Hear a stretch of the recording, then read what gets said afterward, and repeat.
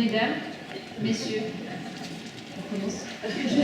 Je vais vous parler d'un phénomène mondial, inéluctable, la vieillesse. Alors mieux vaut s'y préparer. Dans les années à venir, 40 à 70% des personnes âgées présenteront des troubles du comportement. Avec des ressources humaines contraintes, les EHPAD sont de plus en plus confrontés aux symptômes de ces démences. Anxiété, agitation, agressivité. La Haute Autorité de Santé recommande les soins thérapeutiques non médicamenteux. Dans ce domaine, la zoothérapie a déjà fait son livre. Mais je vais vous parler de l'étude Pépine, élancée par les soignants, accompagnée par l'unité de recherche clinique du CHD Vendée. Elle est née dans le secteur médico-social. Sans animal, mais avec un objet high-tech. Le robot émotionnel d'assistance thérapeutique. Mais tel un aventureux pirate traversant les abysses démentiels, nous l'avons surnommé Jack. Jack Sparrow.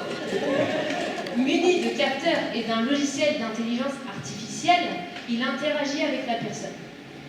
Face aux troubles du comportement, les bénéfices de ce robot sont déjà démontrés.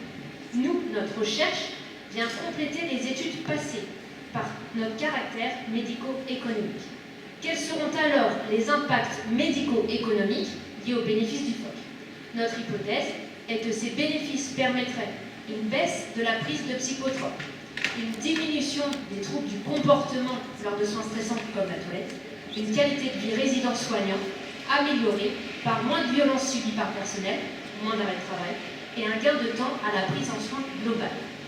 Débutée en septembre 2021, l'étude est en cours. Il nous faut 136 résidents de plus de 70 ans, hébergés depuis au moins 1 mois, présentant des troubles cognitifs modérés à sévères. 2 groupes sont formés aléatoirement. L'un où ils auront 2 fois par semaine la visite du phoque lors de leur toilette, et l'autre où ils auront des toilettes classiques. Cela pour 16 semaines par résident.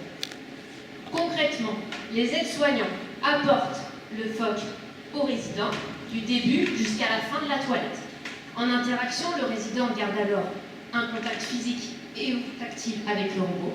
Les données sont récoltées au fur et à mesure avec des questionnaires, des évaluations.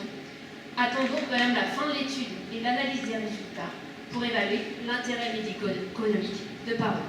Pour finir, Paro a apporté une étincelle de nouveautés dans les services. Et oui, avec Jacques et les soignants, nous sommes partis en mer à la découverte de la recherche clinique. Merci.